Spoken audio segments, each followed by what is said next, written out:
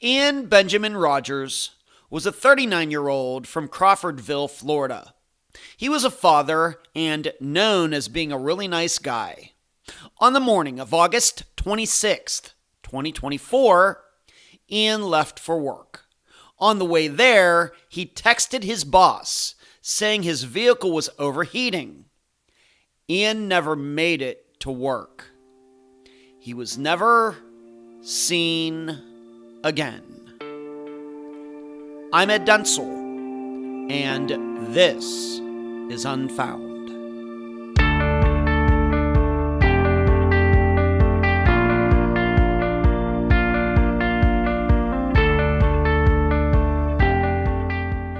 We disappearance specialists have it tough.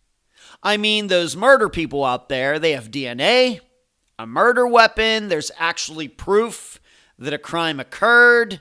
Video evidence usually means a whole heck of a lot more than it does for disappearances.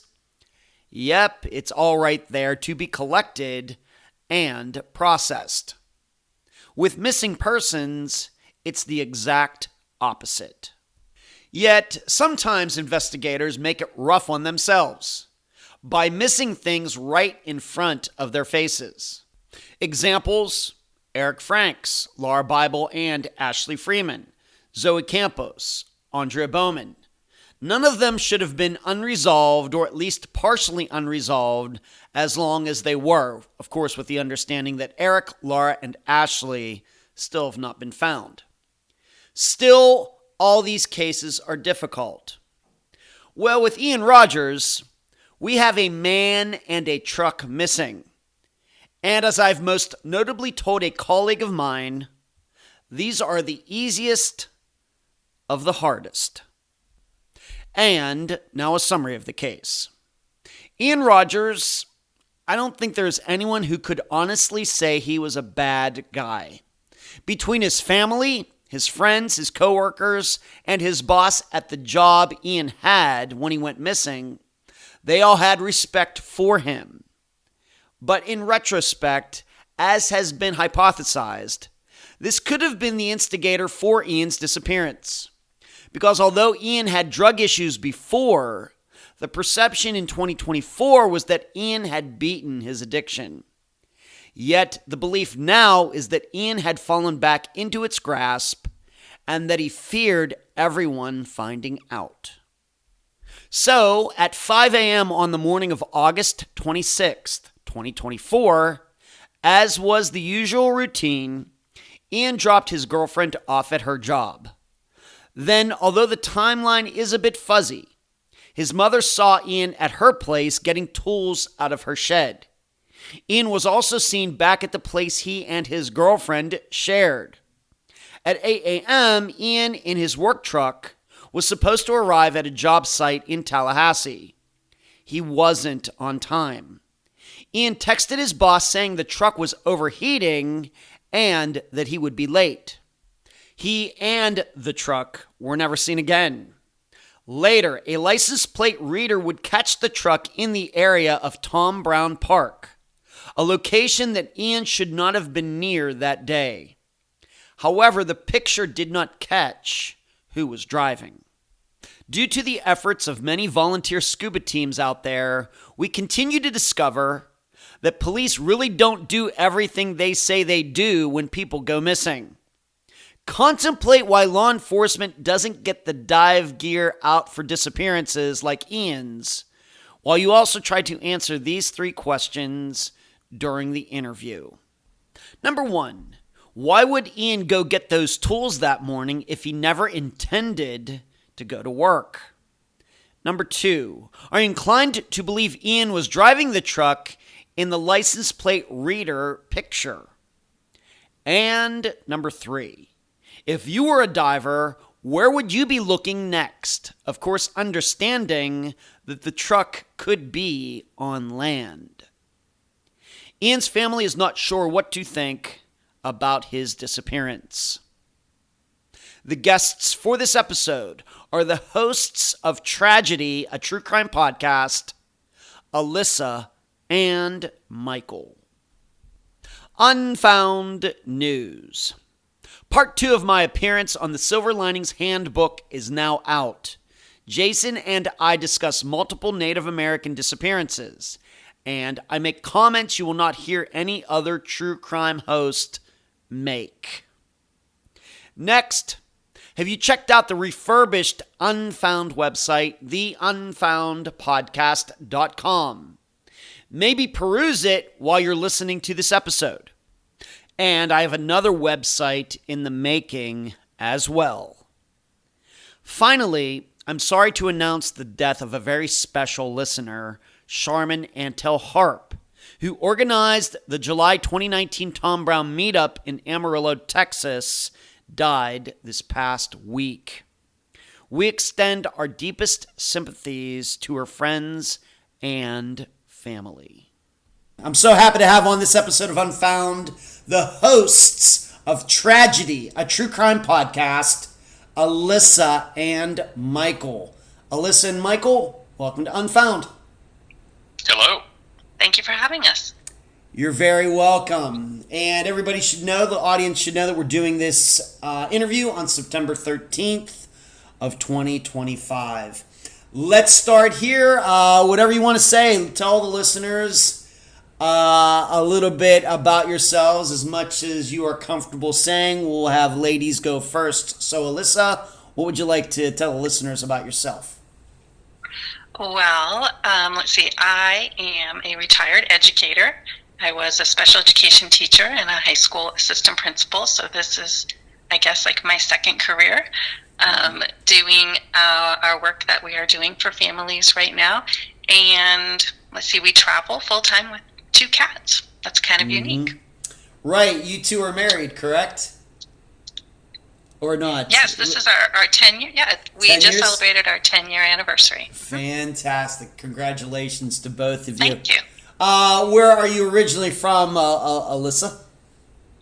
I am originally from Colorado. I lived, all but the last 18 months of my life in Colorado, where we sold our house in the Denver area, and that is when we launched our full-time travel journey. Okay, very good. All right, so that's a little bit about Alyssa. And Michael, what would you like to tell the listeners a little bit about yourself? Let's see. Well, I'm in the technology field, and I've been in the technology field for almost 30 years now. I started out in the Navy, so I did quite a bit of time in the Navy. Moved into technology, and then I know that's kind of led from there. I mean, and the way we got into this podcast was, Elisa herself was just this, podcast or true crime junkie, I should say that, and we really just focused on listening. And I told her one day that, what do you think about starting one? Because you may not realize, but there's actually a unsolved murder in my family. And she didn't know that. It's something that's just never come up. And so I talked to her about Jodi Kilgore, and then that's when we decided, let's start with Jodi Kilgore and see if it's something that we're interested in doing. And it ended up being something we not only were interested in doing, but got very passionate about. Right. So that does lead me into, that's how it all got started, with you saying to her, hey, I have this murder, this, you know me so well, we've been married all these years, did you know? That's how it all happened. I was like, what? Okay. See, now everybody knows. Well, I'm 55 and I've never been married. See, now everybody knows. Okay, so that's how it's good started. Well, let's talk a little bit about that. Tragedy, a true crime podcast. When actually did you get started? I think it has been maybe around 3 months. So I think we're coming up on we are very new. Yeah, 5. He's telling me 5. 5 months. 5 months. Usually it's women that are better with the numbers of anniversaries and things. But I guess it's been, we'll say, under 6 months since we posted our first episode, which, as we have mentioned, is the unsolved homicide of Michael's uncle, Jodi Kilgore, and we've been pretty consistent. I think we have posted an episode at least one a week since then. Good for you. Yeah. Good for you. Good for you. Any prior experience for either of you in doing any recording, or you said you were in the technology field, but actually recording and I don't know, anything along broadcasting, media. You know, I have a big background in acting and writing and everything. What about your backgrounds? Anything from your experience that has led it like to the actual production of the podcast? Anything along those lines from your experience? None at all. I would say it's been trial and error. You know, I know it's because of listening to so many, I knew what it needed to sound like, and I knew it was going to take a certain amount of equipment to get there. I started out small. I started out with just some lavalier mics and, you know, using some online platforms. And then once I started getting to the editing process, I realized, wow, there's a lot of things I need to be dealing with before I get to this point. And so then as we just listen more and more, I decided, I'm like, if this thing starts to get popular, then I'll start investing in some more equipment. And so it actually has started to get kind of popular. We've got a lot of followers now, and we've got a lot of people that ask questions, and, you know, we've got people's attention. And so I was like, well, I need to deliver a better product now. So therefore, now we're talking on professional mics. I've got a nice mixer that I use. Wow. And I've had to, you know, I've done a lot of YouTube, to be honest with you, to try to figure out how to use all this equipment. And I'd love to say I know a lot of it or know all of it now, but I learn stuff every time I do a new edit. Okay. Interesting. Alyssa, maybe we're going to talk a little bit just about your true crime backgrounds. Maybe some cases, disappearances, murders, serial killers, anything along those lines that over your life, you know, maybe has shaped your interest in true crime or mysteries, things like that. Anything in your history that really sticks out to you? Yes, I am self-described vintage true crime, maybe we'll say expert. For me, it started when I was going to school at University of Colorado in Boulder, and I was living in Boulder at the time Jean-Benet Ramsey was killed. Wow. And so being so close to that, I think that's what started it for me. Also, I think I unknowingly at the time, I unknowingly have very keyed into people's behavior. I was getting a degree in psychology, and being a teacher for 30 years, like I pay attention to people's behavior a lot, and I understand that behavior is a way of communicating, and that, I think, coupled with just trying to sort of figure out what's going on in a lot of these true crime stories is really what does it for me. The Menendez brothers, you know, again, I'm vintage. Okay. And then I started listening to podcasts not too long ago, and came across one particular podcast which has several seasons. You mentioned serial killers on Israel Keys.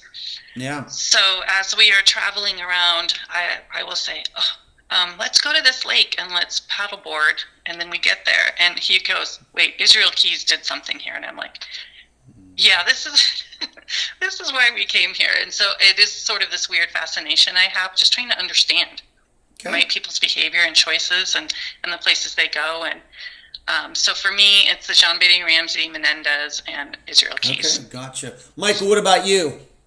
Same question. With me, it's all the same. I mean, you know, her podcast became way more interesting to me because I would listen to podcasts and audiobooks and things like that, but all mine were about management, technology things. Who stole my cheese? Yeah, she would be sitting in the truck when we were driving, and she would eat bored stuff, and then she's like, okay, I need you to listen to something else. And then she got me onto these, and then I became addicted. So yeah, I mean, and then as we listened more and more, and we started thinking about even our podcast and how we wanted to develop it, I really wanted it to be, we want to pepper some of that stuff in, so we have definitely some episodes that we've developed for some of these cases, you know, some that are coming out here in the future.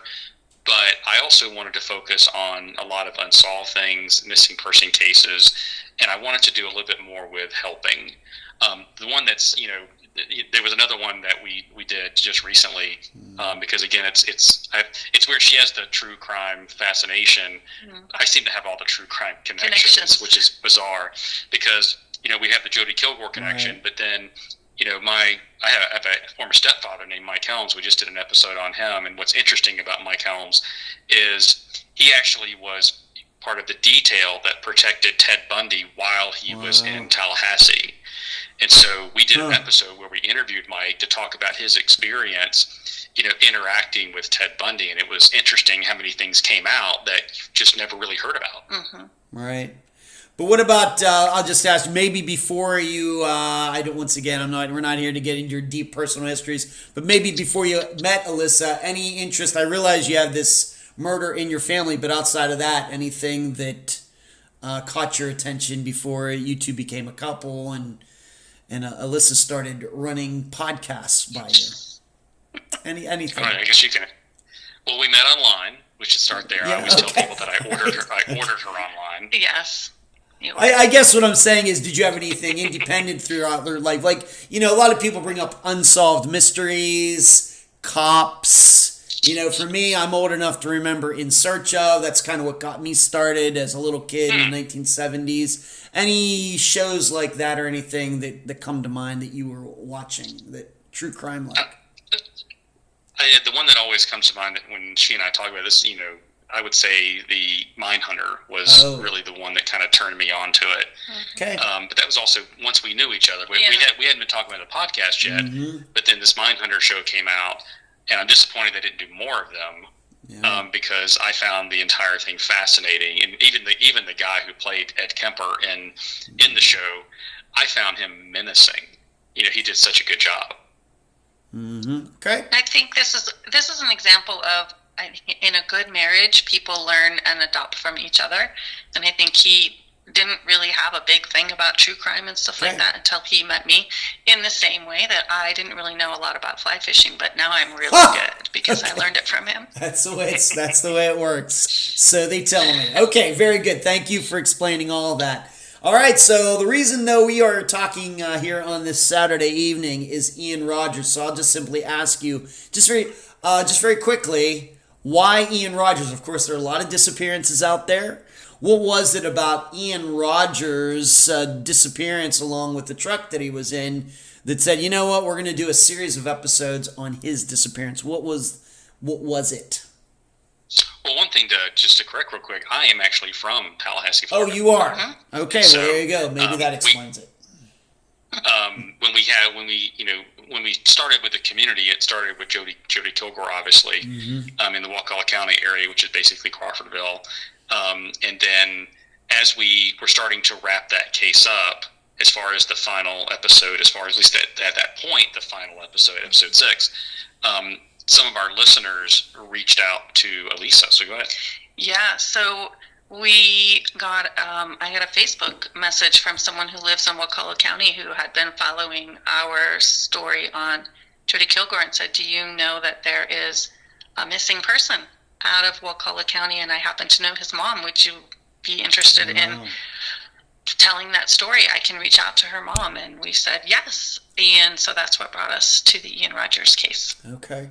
And maybe I'll ask you this. How do you, being that you're 5 months into this, how do you go about selecting what cases that you do? Like you just said, suggestion from listeners or ones that you kind of picked out even before you started? How do you go about doing that?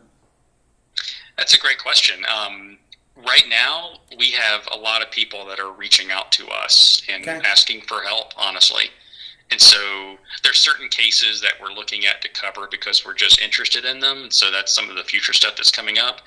But as far as a lot of these unsolved cases, I think that we got a lot of recognition, at least, on how we handled the case, that we really try to focus on the human side and not so much on the crime itself. And we did a lot of interviews in both of those cases and really kind of talked about these victims or these missing people as people, as real people, rather than just a story. And I think that resonated with a lot of the people that were listening. And so as a result, some of these families have started to feel comfortable bringing us cases that they haven't necessarily felt comfortable bringing to others. Mm-hmm. Mm-hmm. Right. And Alyssa, you do more, of course, I'm a specialist just with disappearances. You guys will do anything that's unsolved, murders too, or unexplained deaths, anything like along those lines. Yep. Mm-hmm. Our first one happened to be the unsolved homicide because, again, that's the one from Michael's family. But we seem to be going down the road of missing persons at this point, but it doesn't. We're not exclusively in that bucket. Okay. All right. Great. I would say the biggest Please. I was going to say the biggest requirement that we typically have is we want to take on cases where the family and people associated with family are willing to speak. Yep. Because we find that that's where a lot of that, information that's not necessarily something you can just read in an article becomes available, and it gives you, more to go on. And it is amazing how those conversations turn into new evidence or new items to at least follow up on. So that's one of the first questions we ask is, someone say, well, I'd really like you to look into this case. And the first question we go is, are they willing to speak? And if they are, then we get interested, and we at least do a screening call to see if it's something that we think we can help with. Okay, very good. Of course, we want everybody to go check out, I'm going to guess maybe at least some of the listeners have heard of your podcast before.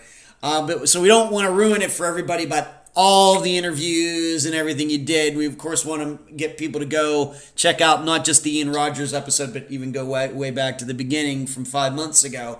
But just overall, how many people did you interview, just generally, general number, close number? How many people did you interview for your coverage of Ian's disappearance? And I understand it's spread out over several episodes, but how many people, and who were some of those people? Yeah, so on the record, we interviewed eight people. We did talk to some people who did not want to go on the podcast, and that is totally fine. Sure. We spoke with his mom, his boss, his best friend, several organizations who were involved in the search for the truck, his girlfriend at the time of his disappearance, and I think that's it. Okay. I feel like I might be forgetting somebody, but it was between, it was around 8. Yeah, about 8 people. Okay, very good. And so those are spread out once again. Of course, as everybody knows, here at Unfound, I try to get everything done in like 1 or 2 episodes, even though the episodes come out in the same day, depending on how long the interview and everything is. But you kind of spread yours out like over a few weeks. So for I think Ian's there's at least 6 episodes, and they're kind of spread out over some weeks, right? That's correct. I think it's either 6 or we might even be up to 8 on Ian now because we did a listener. Listener question one. I was just about to say and we did. We tried something interesting. We weren't sure how to work out. I shouldn't say it was interesting. We were hoping it would be interesting, but we did a listener roundtable where we actually invited listeners onto the show just to talk about the Ian case. That's right. And it led to a lot of really cool questions and some insights that we had not considered. That's correct. Yep, listen to it. Yeah, it was good. Okay. All right, let's talk a little bit. Once again, I don't want to steal any thunder away from all the work you did. So I hope everybody will go and listen to all of the episodes that you've done on Ian's disappearance. So we're going to just hit the general information, and of course, me being the disappearance guy, a little insight and questions that I have for both of you as we go. But, of course, neither of you knew Ian, but what have you learned about him, just in general, about Ian Rogers, the man? Yeah, so Ian was a son and a brother and a father and a boyfriend and a good friend and a good employee. And he was 40 when he disappeared. It's been just a little over a year since his disappearance. And he was funny. Everybody says he was really funny. He was a drummer. He played in a lot of different bands. And he grew up in that area. The area that he disappeared from is where he grew up. And so a lot of people in that area know him. And everyone said they really loved him. It was great fun to be around. And they just really miss him. Okay. What was, it's always an important question, what was his living situation at the time? At the time that Ian went missing, he was living with his girlfriend, and I think they'd been together maybe about a year. He has a son who's in elementary school, and he was very involved in his son's life. While he did not live with his son and the mother of his child anymore, he was very involved in his son's life. And actually, it was the day after he went missing was his son's birthday. Right. Very sad. Right. Okay. Just some issues. Of course, I've listened to all the episodes. Just a few things that I want to ask both of you about that I learned, just some generalities. Of course, his work. Now, the company that he was working for, what kind of business was this? It was basically a siding and windows business. So they would go in and, basically strip a house of its windows and siding and replace it. And they did that. They specialize in that. So Joe was very clear that this is really the only thing that we do. Mm-hmm. We do it really well, and it's because they specialize. Mm-hmm. Okay. All right. So, so put new siding on house or replace old siding, stuff like that. Exactly. Okay. All right. I'm sure there's a lot of work for that out there. Okay. Now, something that was in one of the episodes that he had worked for this company before, and then he came back, something like that. Is that right? Yeah, that's correct. We did dig into that quite a bit because when we interviewed Joe, he talked about how he's worked for him multiple times, and then he indicated that he let him go. And when we first asked that question, he said, well, he had some problems, and so I let that question sit for a while. We continued the interview, and then I circled back around on it and say, can you define problems? And then he did open up at that point and say that he knew that Ian had a substance problem, and that whenever that substance problem started impacting his ability to do his job, he would let him go. He did like Ian so much, and he had a lot of respect for the level of work Ian did when he was at work and when he was not having these problems. That's why he kept bringing him back, because he was so impressive in that regard, and he gave him a lot of chances to get it right. And in this last one, he really thought he had. I'll still never forget what he said. He said this is the best version of Ian he had ever seen, right. And that's one of the reasons he promoted him, and even picked up that work truck for him to use to get into get to the job sites reliably. Right. We're going to get to the truck in a moment. Let's just touch upon the drug issue for a moment. And as all of Unfound's listeners know, we're not here to expose everybody's secrets and everything, but we surely know that drugs can be connected to disappearances, so this is the reason we have to talk about it. So this is something, I guess, that his boss knew about Ian. Your impression, Alyssa and Michael, did Ian's family know that he struggled with this, or he struggled with it, got clean, maybe had gone back to it? What was their awareness regarding this? Yeah, they were definitely aware. When we first started talking to people in his life, we could tell that they were talking around something. And so, we waited for a little while during those conversations and even follow-up conversations until they felt a little bit more comfortable with how we were handling this case. And then we brought it back up again. And then at that point, they opened up that they did understand that Ian had a substantial substance abuse problem that, unfortunately they believed it was related to his disappearance.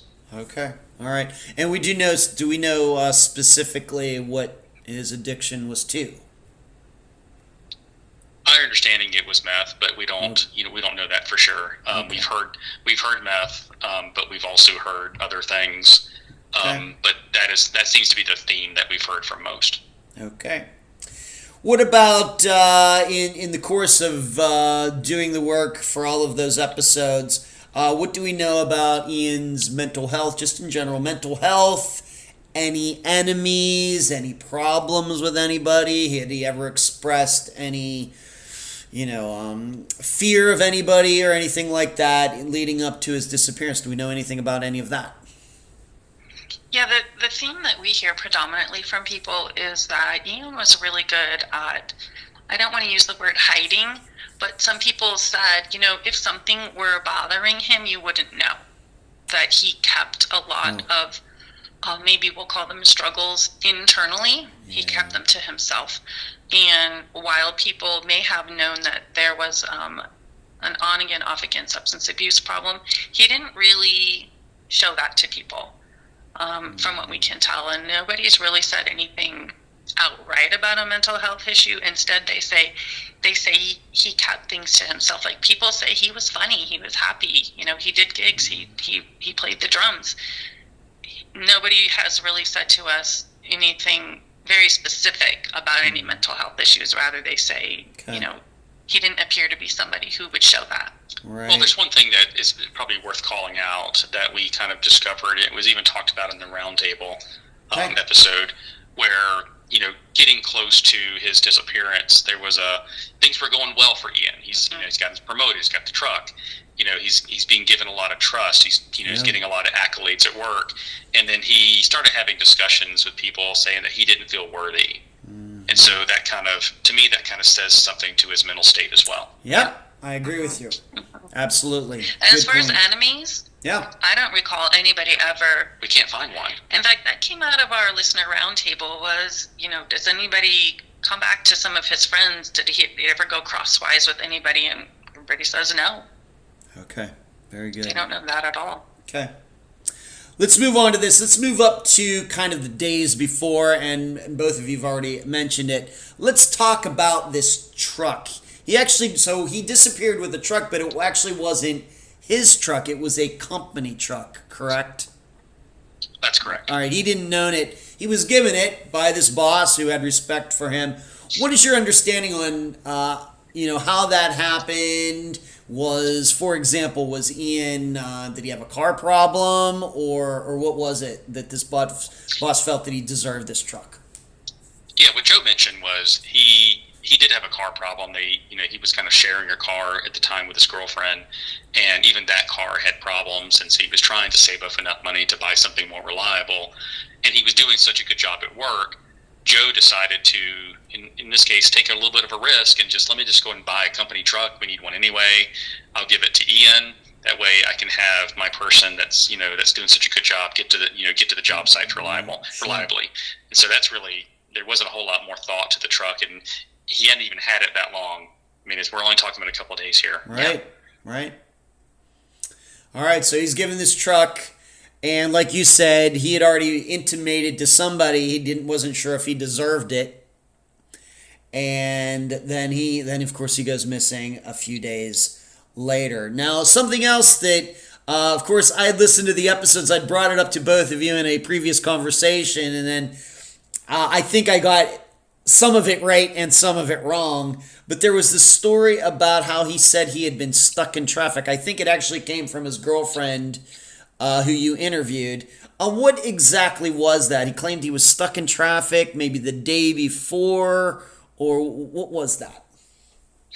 Yeah, so what happened is that he got the work truck on a Friday, and of course, like anybody else who's, about to get a promotion at work, and he wants to show people. So from what we understand, he was driving the truck around, that Saturday and that Sunday and showing people, look, I got this work truck. Things are going really well. I mean, anybody would do the same, right? That's pretty exciting. I've never had a company car, so I think I would want to show that too. Right. And many of the people that he was kind of hanging out with that weekend, that Saturday and Sunday before he disappeared, are actually up in Tallahassee, which is about 20 minutes on a good day from Crawfordville if there's no traffic. And at the time he was living in Crawfordville. So what we heard from his girlfriend, she expected him back that Sunday evening, I think a little bit earlier than he made it. And so she was texting with him, and he had indicated to her that he got stuck in traffic, or in a traffic stop.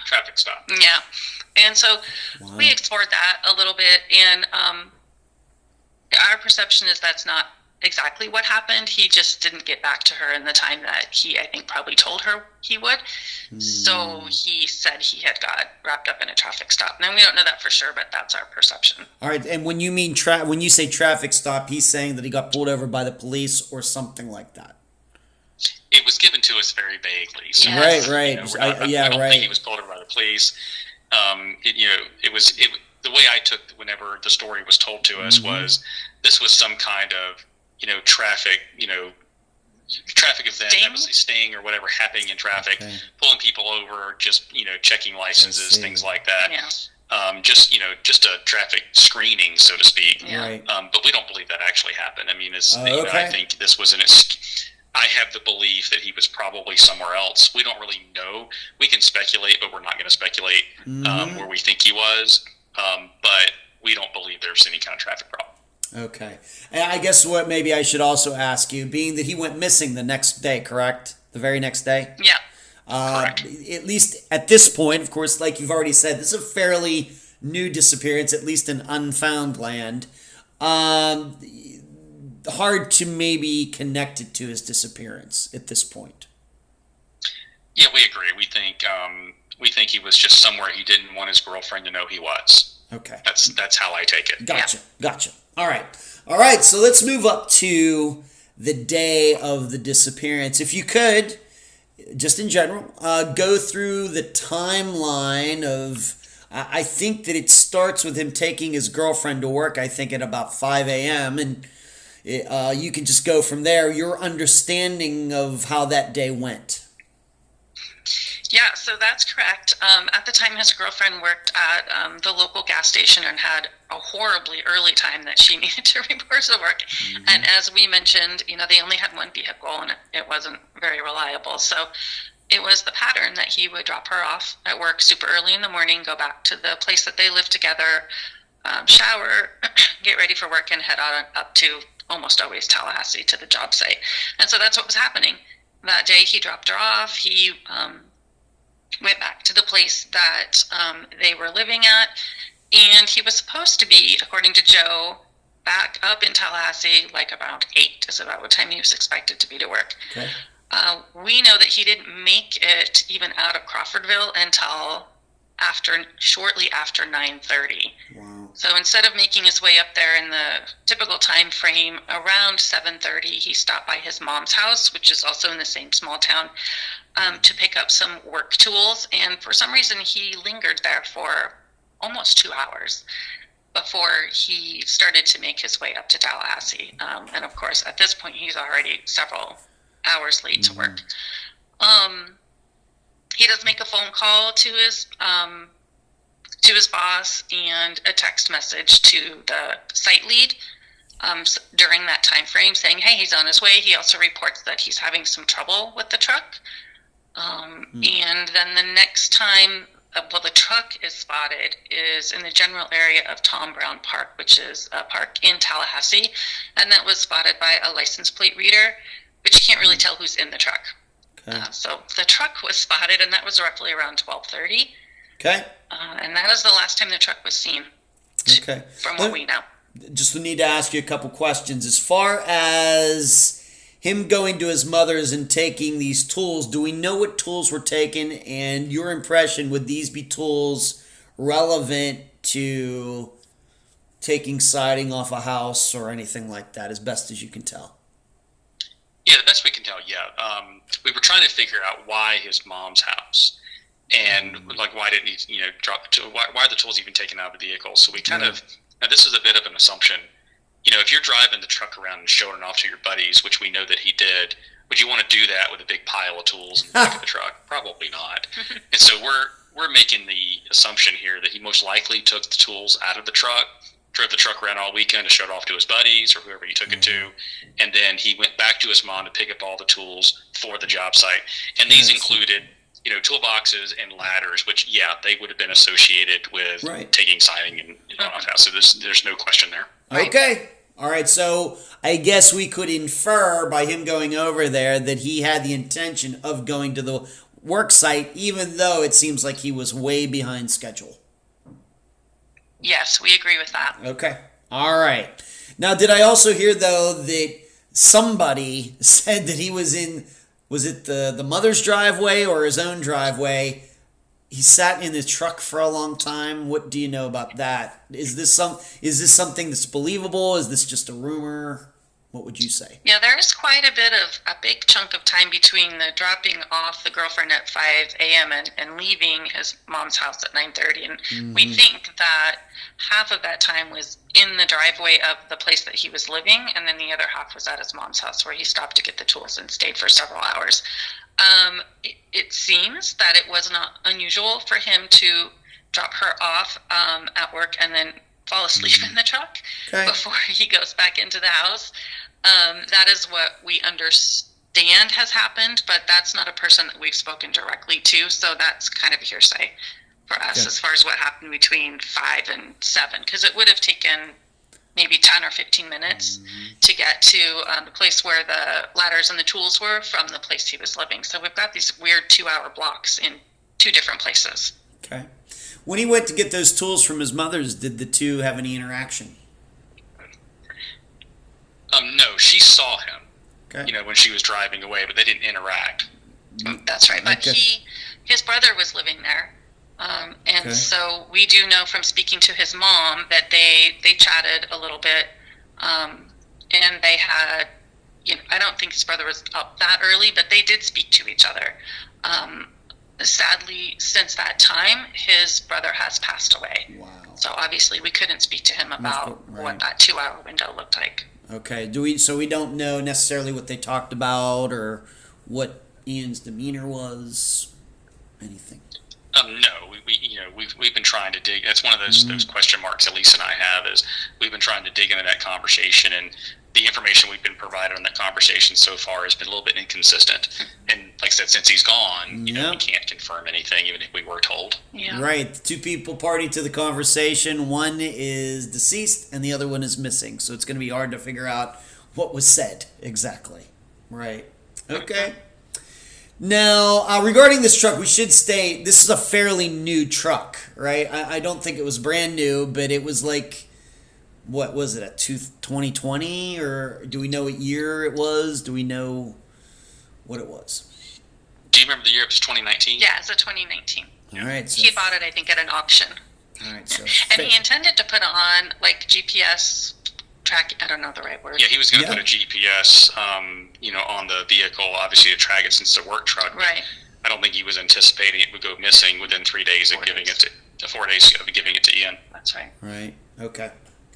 Right. All right. And of course, Ian said there was something wrong with the truck, and maybe there was, maybe there wasn't. All right. So let's move on to this. When was it then? Later that day, and we'll come back to the license plate reading and everything here in a bit. But when was it that day that somebody said, something's not right here? Ian's maybe supposed to be at work. Was it his boss? Was it somebody else? Who first noticed that something wasn't right that day? Yeah, at the end of the workday, Nick, who was the job lead, let Joe, the boss, the owner, know that Ian had not shown up to work. And so, first of all, Joe and Ian knew each other for over 20 years. So this isn't someone he just hired and he didn't know. They've known each other for several years. Okay. So Joe looked up just the payroll address where Ian would get any work-related mail, and that's where he went, thinking that is where Ian was living. Turns out that was Teresa's house, his mom's house, where he had been earlier that day. Okay. So as Teresa tells the story, she's at home, and Joe, who she sort of tangentially knows, right, because he's been a friend of Ian, comes to her door and he says, "Hey, do you know where Ian is? He didn't make it to work today." And Teresa's like, "I don't know where he is." And so that's when Teresa's story starts. Right. And she is the one who reported him missing. And so that is why this case sits with Wakulla County Sheriff's Office, because she reported him missing from that county where she lives and where he was residing at the time as well. Okay, and so what we're also saying, of course, she saw him that morning, but it wasn't until several hours later that anything was really done. In fact, maybe 8 hours, 9 hours, maybe. Yeah, I feel like it was sometime after 6 p.m., maybe even a bit later, because she also works in Tallahassee. Mm-hmm. And so for her to be home when Joe arrived means it was much later in the day. Okay. What about his girlfriend? I'm guessing, I guess she found out right around this time as well. This is a really good question. It's almost like you just read my mind. Because at the time, she got off at 2 p.m. Yeah. Every day pretty consistently. And she was not allowed to have her phone at that particular job site. She had to put it away. And so it was, according to her, Ian had an alarm on his phone to text her at 2:15 every day. This is when she gets off work. This is when she can have her phone. And she did not get that 2:15 text message that day. Right. And so she started calling. And so she tells us right away, she's like, this seems unusual. I did not get my 2:15 text message. He did not respond to any texts or any phone calls that she made from 2:15 on the rest of the day. Okay. So I think she may have known something was maybe going on. Right. But also, he's not normally home until 6 or 7 anyway. So Okay. I think that maybe her red flags were going off at that time, but nothing substantial that she reported. Okay. So what went on, of course, that night? People, I guess, start looking. We're going to get in once again into the license plate reader here in a bit. But just in general, what did people do that night and maybe the next couple days trying to figure out what happened to Ian? Well, we know that Teresa went and reported him missing, and she has expressed to us that several people, I think friends of hers, started searching. Just trying his phone again, going into places where they know that he would go. Will you describe this area of Florida so people understand that it's not beach Miami, Florida, and why people would be searching in certain places? Yeah, this is all forest, and so North Florida is very much forest land for those who aren't familiar with it. And so they're looking at different properties. They're looking at areas that he's been known to hang out. But there was no official search happening with the sheriff's office at this point. It was just friends and family checking known associated locations with Ian and where he would hang out. So that's really all that was happening initially. I mean, there wasn't a lot of law enforcement engagement at this point. Okay. Even though that report was filed that day, and people just meet, it's kind of like a be on the lookout, be on the lookout, BOLO. If you're riding around and you see this truck, call us, something like that. Yeah, that's the only thing that we know of from a law enforcement, because Joe did go ahead and report the truck stolen. Yep. Even though he knows it's not stolen, because he believes it's not stolen. Right. He wants it on the BOLO, so people are looking for it as a stolen truck to hopefully find where Ian is. Mm-hmm. Right. Mm-hmm. And his son's mother also handcrafted a missing persons poster. She hand wrote it with a picture of him, and they started putting those in various places. Okay. All right. Did you get a feeling, just in general, what the family was thinking at the time? Even before, of course, this picture came out and everything. Did they have a knee-jerk reaction, I guess you might say, to Ian being missing? Like, this is what popped into their head first as to what happened. I don't think so. I think they, at least when we started talking to the family, they just literally took it from the perspective, it was kind of the poof, this guy's gone approach. We weren't really given a lot of theories at all, and it wasn't until we started collecting everyone's story and then sharing it, and then more ideas started to open up, and then I think people had the realization that, something may bad happen to him. I think everyone expected him to show up at his son's birthday party. Of course, it was. And so I think everyone was just kind of holding their breath for the next day, and then he didn't show up, and I think maybe that's when people were like, well, this is more serious than we're thinking. Something's wrong, yeah. Right. Yeah, because his mom described to us that he would, I don't know, I'm kind of the person when I need to recharge, I just sort of need to go away from people for a little bit, not for days and days and days, but even if it's just like an hour. And she described that as his being similar. So there would be times, he's 40, right? Like, he would just go for 3 or 4 hours, and then he would come back. So I think maybe initially the thought was, oh, he's, it's just been a day, he'll come back. And I don't know that we've actually ever asked her what her thought, where her mind was, like the first week that he disappeared. I think that's a good question for us to follow up with. Yeah, yeah. I agree. Okay. Let's go to what I would call the rest of the case. Okay, so we went through the timeline, and we know that the report was filed. They do some initial things, not much to go on. So we will go to this. Of course, it's been mentioned a few times. This license plate picture. How was it discovered? Where was it? And we'll just start there, and then I'll ask some additional questions. How was it found?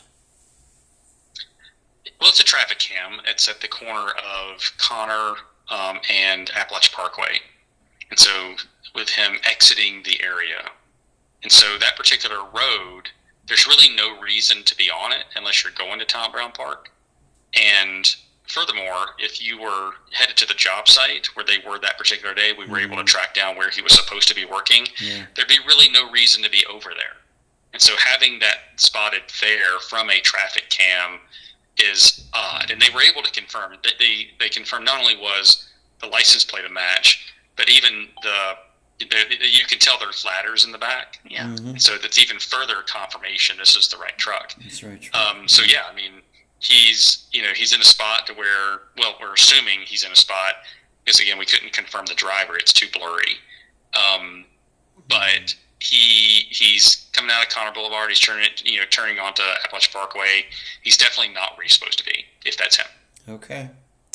Now, my understanding, and the reason, as I kind of joked with you before, this is Tom Brown Park. The only reason I even know it exists because I know that there's a disc golf course there, and all the listeners know I play that sport. I've never been there, but this particular part, as many disc golf public parks do, has a reputation, does it not? Yes, it does. What kind of reputation? There's a couple things. I mean, the biggest thing as it relates to this case is if you look at various crime maps for Leon County, there's a couple of areas that if you just filter it by drugs or drug arrest or drug activity, there's a couple of areas that light up pretty bright, and Tom Brown Park is one of those areas. Wow. Okay. Any facts to support the idea that Ian had gone to Tom Brown Park before? Was he familiar with that park? Anybody know? But I don't know if we know, but it's hard to live in Tallahassee in that area and not be familiar with Tom Brown Park.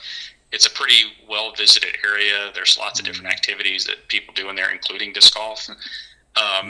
There's BMX trails. There's all kinds of stuff. And if you're familiar with Tallahassee, I would have a hard time believing that you're not familiar with Tom Brown Park. Okay. It's on a major thoroughfare, right? That's correct. Like you're going to pass. You drive right by it. That's right. Okay. Now, it's important to understand, as you already said, by the way, maybe we should explain how this worked. Maybe, all right, he goes missing and somebody gets the idea, well, let's just check and see if any license plate readers out there have caught that license plate. Is that how that happened? We think so, but keep in mind, too, that law enforcement hasn't spoken to us at all on this case. Yeah, they provided, so as far as how they acquired and why they looked there, we don't have that information.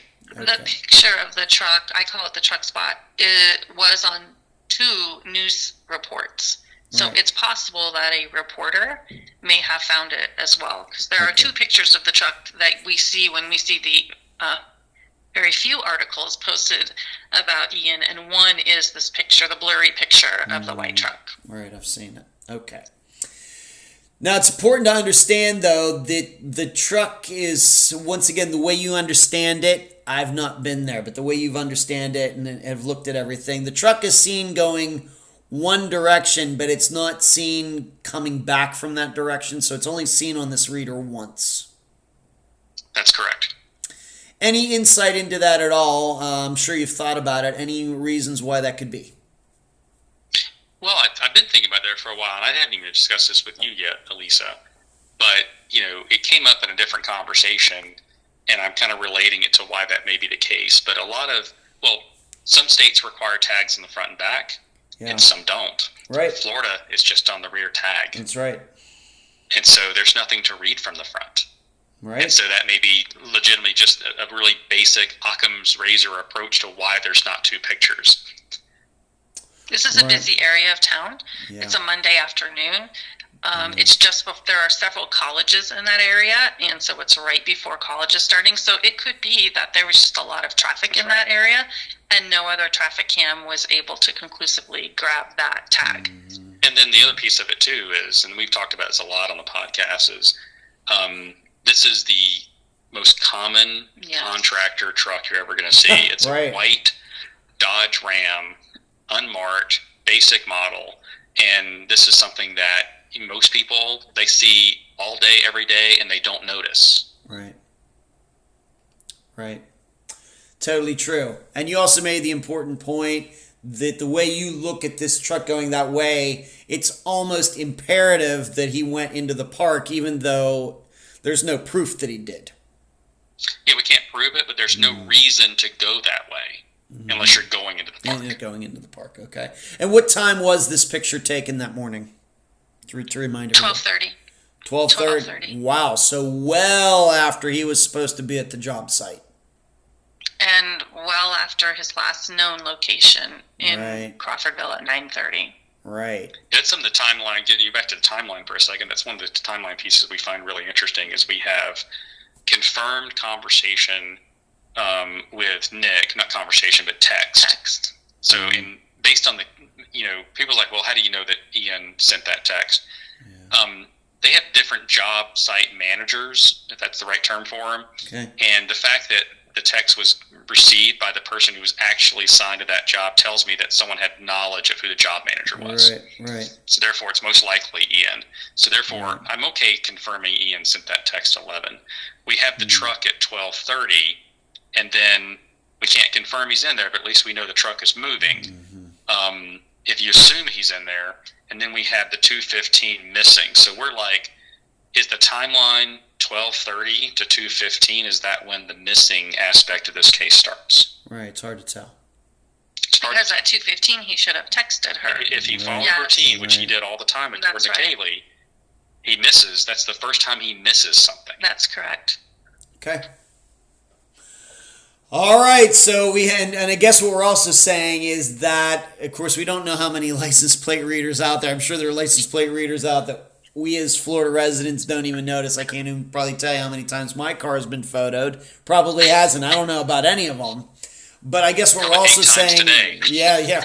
Well, I did go somewhere today, but but I guess what I'm saying is we have this one license plate reader, but there isn't any public information about any other license plate readers seeing the truck.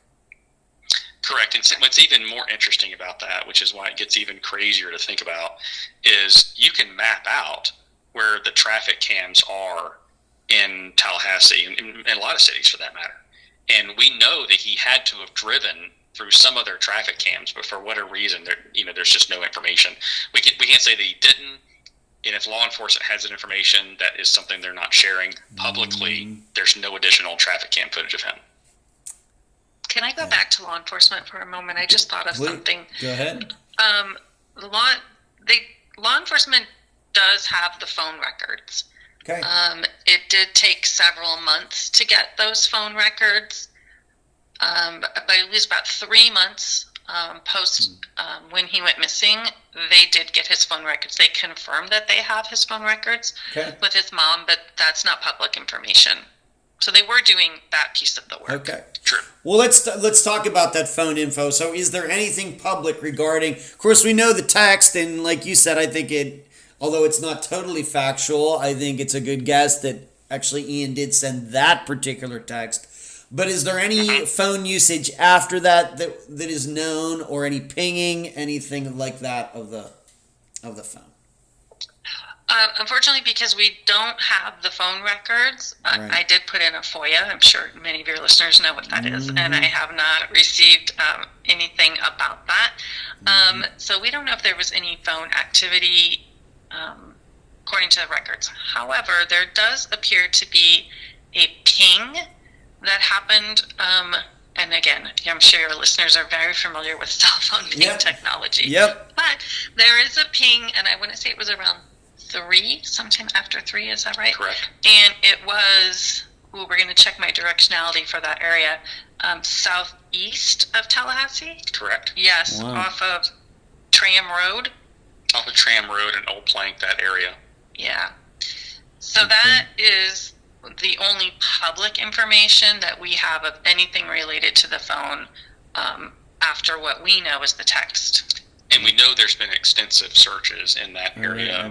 There was a private group, Depths of History, who went out there with drones, and they went out with metal detectors looking for the phone. There's a whole YouTube video on this. It's actually kind of funny, as he talks about the only thing he found was the cops, because he realized later he was on private property. That'll happen. But, they they didn't find anything. He didn't find anything, and he was there for quite some time. Even using like a water drone that he's created to go through some of the sinkholes in the area that would have been possible, at least large and deep enough to hide a truck. And there was no results of that. But then again, any person who's done any research on phone pings, that there's a certain level of accuracy that you can't have an expectation of. Right. And so you have to start thinking about, because when I first heard people talk, he was definitely right here at this tram road area. I'm like, you don't really know that. You know that he's in this vicinity, and that accuracy can be off by 1.5 miles or more. A lot. Yeah. For sure. All right, so public phone info limited, but what has been out there has been looked into, and of course it has not turned up anything yet. Correct. Okay.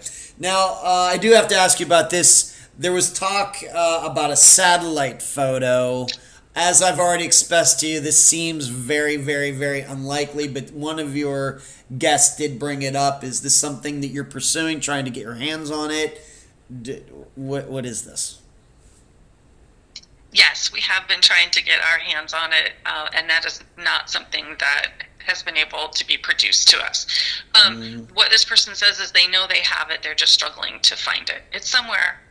Well, and we say we believe you. We're looking forward to it. But even then, I mean, it's a satellite photo of something that's fuzzy and white in the woods. Yeah. Okay. Just want to make sure I covered that. Nothing. Yes. Yeah. Right. Let's move on to this. Of course, it's a 2019.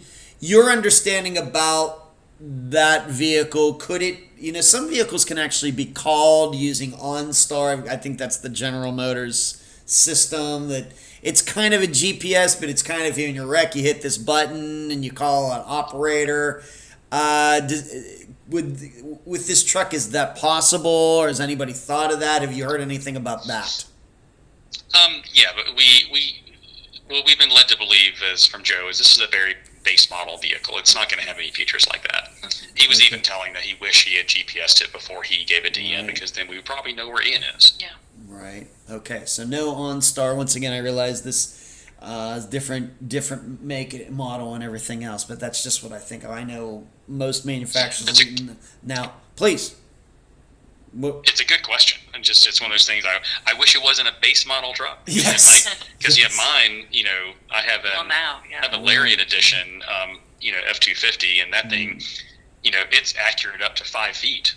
Of where it's at all times, which is great. But this truck just didn't have any of that stuff. Well, that's a really good question, because I remember now I had a Chevy from even before I met you, Michael. So this was several years ago, and it had OnStar, the blue button. Right. So it wouldn't be unusual for a 2019, but this particular truck did not have it because it was pretty bare bones. Okay. All right. So it's not sounding like to me like that could be tried, given what you've described. Okay. Regarding Ian just himself, what people have said about him, of course, it could be foul play, and it could have happened at any time after he left his mother's, or it could be something else. But how familiar was he with this area? Did he ever talk about going anywhere? Like maybe when he was doing drugs, any locations like that? Anything like that pop up? I think, as we have mentioned, he kept that pretty close to his chest. I mean, a lot of people weren't even aware that this was as big of an issue as it seems to have been. And, these I wish you could picture these woods. They're like these tall trees, and there's dirt roads everywhere. And if you grew up in that area, you know how to get from dirt roads, across these dirt roads, and not even be seen. And who knows where he could have potentially, if he did go somewhere with that truck, how deep into the woods that he got, or where he would typically have gone. Right. Okay.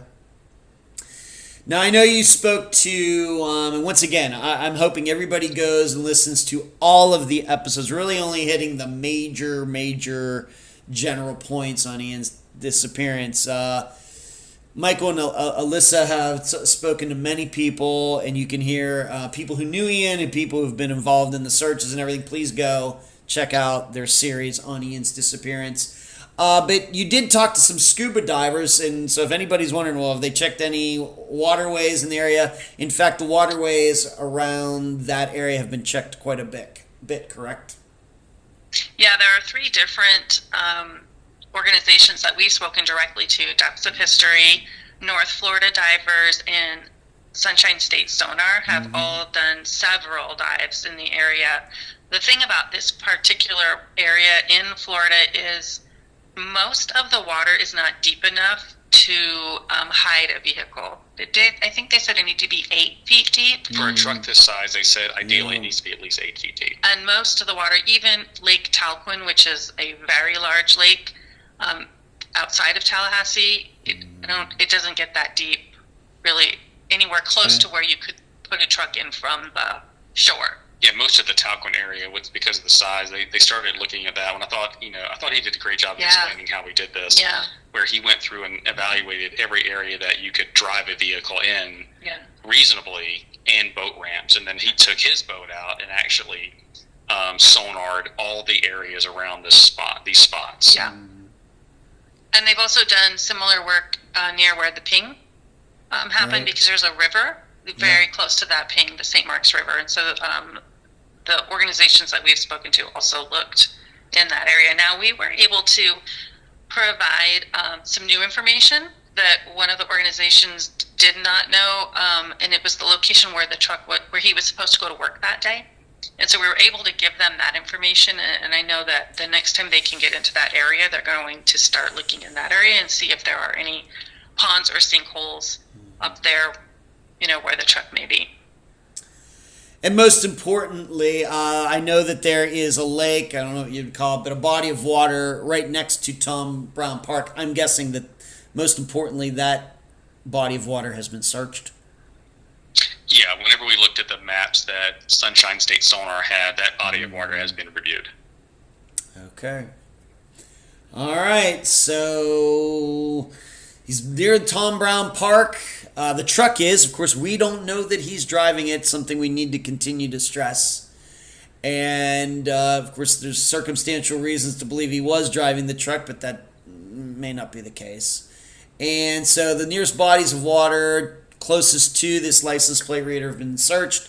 Nothing has been found. And do you know if the scuba divers, do they have plans to search some additional areas? You don't have to say where. Maybe we'll just keep it under our hats at this point. But will they be going out again? Do they have some other areas that they'd like to search? Or do you think the water searching is done for now? It's definitely not done. One thing that was kind of interesting as part of us going through this process and building out these episodes, we talked to them each individually, and what we discovered is they were pieces of information that they each had that they didn't all know that they had, and it was different. Some of it was the same, some of it was different, and we were also able to figure out where his job site was after talking to Joe, and then we provided that to these groups and discovered that there's additional bodies of water that gives them another reference point on where he was supposed to be. And they're looking at additional bodies of water in that area that may need to be looked at. Okay, very good. I think we, let's just have a little bit of a discussion now. As I had stated, even before I listened to your roundtable that you had with some of your listeners, I had, I think, told at least Alyssa that, there was a feeling that I got very quickly. It was the responsibility too much for Ian, given the truck and more responsibility and can't handle it. Is that something that you thought of yourself before this listener brought it up? And how do you continue to reflect on that particular idea? We do an episode where we talk about potential theories, and we make a T-chart, because I'm a teacher. Yeah. So we do, here's our theory, and then here's the evidence for, and here's the evidence that doesn't support that theory. And in that discussion, before we did the listener roundtable, we did kick around the idea of maybe he just, decided to just walk away, whether permanently or temporarily. And we pretty much discounted that I think that was like our number 4 out of 4. Yeah. We just didn't really feel like, after talking to everybody that we had talked to and listening to their heartache and how difficult that this has been on everybody, it doesn't feel like that's something that was in Ian's character. Okay. Right. Okay. Right.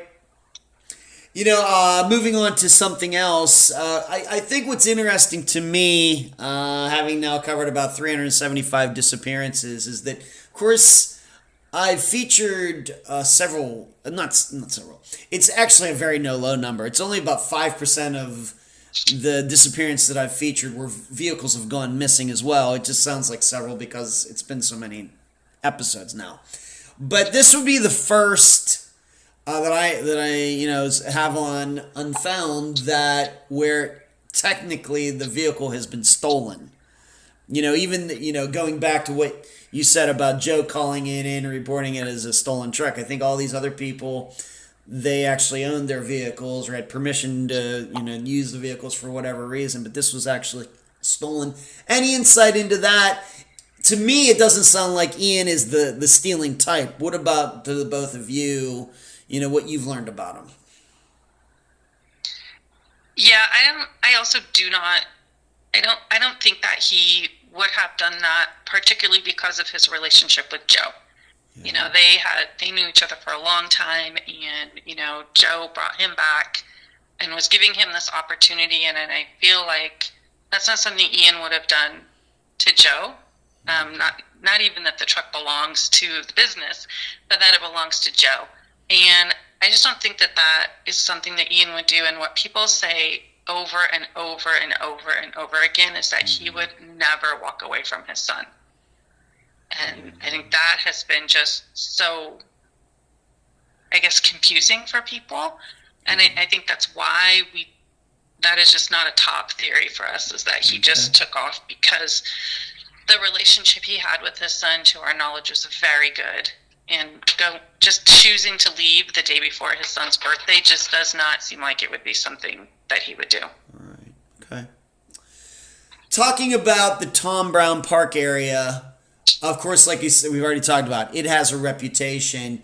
Any stories that you've heard about people going missing from the park, or abductions taking place in the park, or cars being stolen in the park? I mean, what do we know about the actual kinds of crimes that take place there? Anything violent? I would say not that we've looked at. Okay. Not violent crimes. I mean, there's definitely assault and batteries. I shouldn't say there's no violent crimes, but not murders, missing people. There may be some, but when we did our initial research, this is not something that jumped off the page. Is this a big park? It's not huge, right? It's not even a huge park. Right. Mm-hmm. It's a decent-sized park, but it's not enormous. Mm-hmm. One thing that, if you want to go a little kind of southwest from the park that's kind of interesting, okay. There's an area called Blairstone, and this is something we talk about early when it comes to a skeleton that was found. Now, what's interesting about that is, there's, the build and basic age matched Ian. So we thought, we've already found this person. They just haven't matched this together yet. We're still waiting on some of the information. We know that, the FDLE came and took samples from Teresa to see if it was a match. Wow. But while you have things that match Ian, you also have things notably that don't match Ian, like the clothing that this person was wearing is nothing close to what he was wearing when he disappeared. And we haven't heard anything from that yet. But we do know that there's another missing person. Oddly, their vehicle is missing. Mm-hmm. And, there's speculation that could just be that person. So, again, no relationship yet. We've kind of put that in the back burner for now. We're keeping an eye on it. But right now, we can't confirm whether that's related or not. And we feel like at this point, if it was, we would already know. Mm-hmm. Okay. I have it also in our discussion notes. Maybe you don't know about it. Many of the listeners do, but I'll just talk about it here anyway. Is that I had covered a disappearance, maybe back in 2018, or even 2017, of Eric Franks, a guy that went missing from Michigan. He and the vehicle that he had went missing, and the most popular theory now is that his former girlfriend and her husband had something to do with his disappearance. And he's missing, the car's missing, and then maybe 2021, maybe something like that. I can't remember if it was before or after COVID, but somewhere in there. Somebody who had been, some amateur, just an audience member somewhere, not maybe Unfound's audience, but somewhere out there, decided to do a Carfax on the serial number of Eric's car. And it actually hit on something. And it turned out that Eric's car had been given to a guy whose name was Gerald Rutledge, who had been a patient of Eric's ex-girlfriend. She was like she'd go take care of people, old people in their homes. Turned out that she had gifted this old guy Eric's car. And when he died, it went to auction. A guy bought it and was in the process of fixing it up. It was in perfect condition. It just needed the oil change and some things. Well, when that put it into the system, he went to a Jiffy Lube. The VIN gets put in there, and that's how it hit on Carfax. And that is how Eric Franks' car was found. Several, maybe 10 years after he went missing, something like that. Just by a total... It's still probably the biggest surprise that has ever happened in the 9 years of the podcast.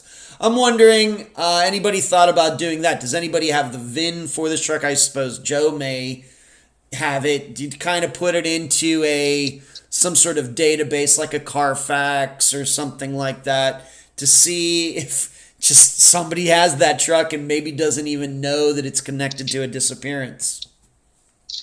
Well, we do have the VIN number, and at the risk of sounding cliche, give me the Carfax. Yes, right. But I do want to acknowledge that yes. this is the importance of having people listen, because I'm right. not the one who located the VIN number, and Joe didn't give me the VIN number. One of our listeners right. found it. That's right. And so we've known that from very early on, and so I have several paid subscriptions that I use to do certain things when we are working on a case. And so I have put that VIN number into that, and I should get a hit on it if it pops up anywhere. I think that may be a useful piece of information, because I once again, my impression, of course, if your impressions are different, I certainly want to hear what your impressions are. Ian, to me, does not sound like the suicidal type. I think he, even though he had his own personal problems, if he was going to commit suicide, I don't think that he would take his boss's truck too. If he was going to do that, I think that he would have figured out some other way to do this. So I guess we do have to be open to the idea that he leave his life, did he sell the truck, maybe he did get carjacked or something like that. So I think that having that VIN and occasionally popping into some databases, whatever they may be, Carfax or maybe there's other commercial sites like that, I think is going to be useful. What do you think about, do you get the impression that Ian was the suicidal type? What kind of ideas did you get about his character and his mental health, and would he really done that to Joe? Yeah, we've debated about that a lot, and the challenge is, you have the part of Ian that everyone knows and that everyone was willing to speak to, and then you had the part of Ian that he held kind of close to himself. And so we have the comment that was made about he didn't feel worthy. Yeah. Yet we have other people talking about how fun he was and how funny he was and how much of a friend he was. And I think all of those things are true. And so therefore it's hard for me to speculate whether he would have done that. Where I struggle with is, would he have done it on, basically his son's birthday? Yeah. And I have a hard time getting my head to a yes on that one. Mm-hmm. I think if there was something that he did to himself, I think it was more likely accidental, possibly an OD. Okay. But then I still struggle with the real simple question, where's the truck? If he OD'd, if he's sitting in the truck somewhere and he OD'd, I feel like we would have already known this. Yeah. So it's one of those things. When we first got into this, I told Elisa, I said, this is probably going to be 1 or 2 episodes. There's not a lot of information. We're going to do our best with it. And then 7, 8 episodes later, we're still finding out new information.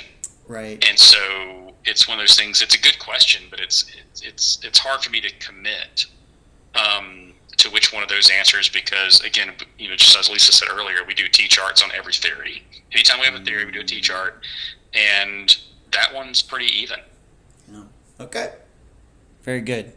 Once again, I want to urge everybody, go find Tragedy, a true crime podcast. I'm guessing you're on Spotify, iTunes, all those places, correct?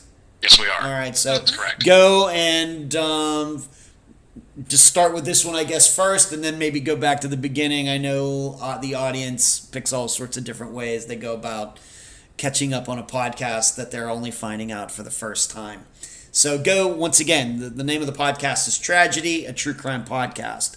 On that topic, just in general, now that you've been doing this for 5 months, anything surprises about being a true crime podcaster, or just doing the podcast, or things that you could never have expected or predicted in getting into doing this? Your impressions 5 months in.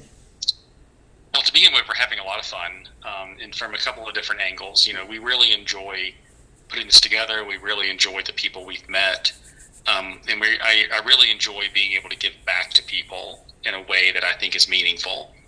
As far as surprising, it happens on every case. We're setting up interviews. We're not just telling a story. We set these interviews up. And I'm always surprised on what we find from people, especially once we get them talking. They even discover themselves. But even that's not the most surprising thing. The most surprising thing is the people who won't talk. Is we'll approach someone thinking that they're the person that's the most invested of finding this person killer, or the most invested of finding this person, and then that's the person who doesn't want to participate at all. Now we're very clear. There's no requirement to participate with us. We're just podcasters, right? Yep. But it still surprises me. I was like, you've got someone that's reaching out, helping you, getting your story out there, and you completely clam up. It's hard to. We have to be very careful. It's hard to not go, okay, what are you hiding? Mm-hmm. It may be hiding nothing. Yep. But it's still you think it would surprise me after a few cases, but it still surprises me every time. What about you, Alyssa? Anything that comes to your mind, separate from what Michael just said about 5 months of podcasting and producing the podcast, and what your expectations were compared to the reality of it? Yeah, one thing that has just been really gratifying for me is bringing people together who feel like they're alone. So we have, Teresa, who is Ian's mom, and then in our other story, Jody Kilgore, we have a mom as well, and she knows her son has passed away. She doesn't know why, and these 2 women live less than 15 minutes away from each other, and until we started our podcast, they had never met. And now we have brought these 2 families together who are experiencing something horrific, feeling like they're going through it alone, and now they've created this coalition, these 2 families. And we have encouraged them to go to the Wakulla County Sheriff's Office together as a united front to get some movement on these cases and hopefully get some answers for these families. And so for me, that has been the absolute best part that I never expected we would be a part of. Okay. What are you working on now? When do your episodes come out? A particular day of the week at a particular time? What is it? Yeah, we release every episode either Monday or Tuesday at 8 a.m. Okay. And we do bonus episodes that really just kind of fall outside of our current story we're talking about. Mm-hmm. Those are more random, but they don't take the place of our routine Monday, Tuesday release. Okay. Anything that you can tell listeners about that's coming up soon, or is maybe you're doing a series right now? I have to admit, I don't know off the top of my head. Anything you're working on now, or it's coming out real soon? Anything you want to tell the listeners about? Yes, in the spirit of creating a coalition, we had such a great experience with the organizations that were supporting the search for Ian and his truck, that we are collaborating with Sunshine State Sonar on a cold case out of West Palm Beach, Florida, also a missing person, also a missing vehicle. and we have already done 3 interviews about that case, and we hope to bring this family together with our other 2 families, and they'll create this tribe together, an unfortunate tribe of people who just really need each other to know that they're not alone. Okay. Where can the audience find you? Maybe, of course, we've already talked about Spotify, iTunes. What about Facebook page, TikTok, Instagram, all those places? Why don't you tell the listeners about it right now? Yes, we just recently, thank you for asking, we just recently created a Facebook group. Shockingly, it's called Tragedy, a true crime podcast. And so you can join that Facebook group. We have an email, Tragedy, a true crime podcast @gmail.com. We like to use that email for any tips. Sometimes people feel like they have something that might be important, but they don't want to share with law enforcement. We will happily share that with law enforcement. So we have that email that people can find us at, and we're on several different platforms, and we have a webpage. I know this is going to surprise you. It's www.tragedyaTrueCrimePodcast.com. If nothing else, you two are consistent. I have a consistent person right here. He's very consistent. We're a good balance. I'm a little more spontaneous.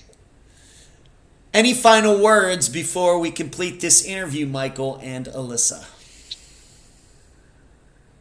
We just want to thank you so much for supporting us and getting some exposure on these cases. This is what we are about. I know I've said it several times, is we want these families to know that people care about them and care about the loved ones that they have lost, or they're trying to figure out what happened to who did something horrible to someone that they care about. And we just keep hearing them say, thank you so much for doing what you're doing. We just recently got Ian. He's been on NAMUS, but we just got him added to the Charley Project as well. Okay. So we just appreciate you being another source of bringing light to this story. And when I spoke to Teresa and told her we were doing this, she's so grateful. So thank you so much for doing this. Yes, thank you. You're welcome. And thanks. You're welcome. Appreciate it. And I appreciate you both being on this episode of Unfound. And that was my September 13th, 2025 interview with Alyssa and Michael from Tragedy, a true crime podcast. I thank them both for joining me and all of you on this episode. I made a map video for Ian's disappearance. I point out the main locations mentioned in the interview. You can find it on Unfound's YouTube channel. So going along with the theme of this episode, this is why disappearances are so tough. If instead of Ian disappearing, he had been found tragically shot to death in the parking lot of where he lived and the truck was gone, think about how much easier this all would be. We would know for sure Ian wasn't driving the truck in the license plate reader picture. We wouldn't have to question why Ian got those tools if he didn't plan to go to work. We would have a pretty solid theory that somebody knew Ian would be in the parking lot at that time. We could make a fairly accurate guess that more than one person was involved in Ian's murder, would have the kind of weapon used. Given that the truck was taken, would have a pretty good idea that this was a carjacking, and police could be on the lookout at parts places. And almost assuredly, the truck would not be found in a body of water. And I'm sure you can come up with many other ways in which, if this were a murder, the investigation would be much more straightforward. Instead, we have reality. We have what happened on August 26th, 2024. Yet, once again, to go along with the theme of this episode, I insist these cases involving missing vehicles are the simplest. Why? Well, Unfound's stats bear it out. This podcast has now featured 377 disappearances, involving about 400 people, not counting all the passengers on Flight 370. Of that 377 number, about 5% have involved missing vehicles. That's it, 5%. However, of the unfound cases that have been resolved to measurable extents, 10% of those have involved vehicles. Which ones are they? Esther Westenbarger, Donald Irwin, Eric Franks. What this means is disappearances that last longer than a year that also have missing vehicles are twice as likely to be solved as ones without missing vehicles. Hey, it's better than nothing. What does this mean for Ian's disappearance? Well, the difficult part is that the most likely water places have been searched by experienced dive teams, but nothing has been found. Because of that, there's no logical path to follow for additional water searches. Because water searches are just like land searches. The farther you get from the last known position, the odds drop off dramatically that you will have a successful search. My insight is that this doesn't seem to be a disappearance that will end with Ian and or the truck being found in water. I will be surprised if so. Hey, just because they're easier doesn't mean they aren't still hard.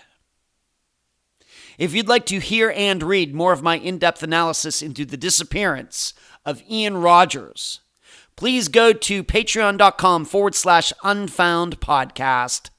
Sign up and partake in the Unfound blog. It's like getting an additional podcast per week. Until then, I leave the public theorizing up to you. And that's the program. I'm Ed Dunsel, and you've been listening to Unfound.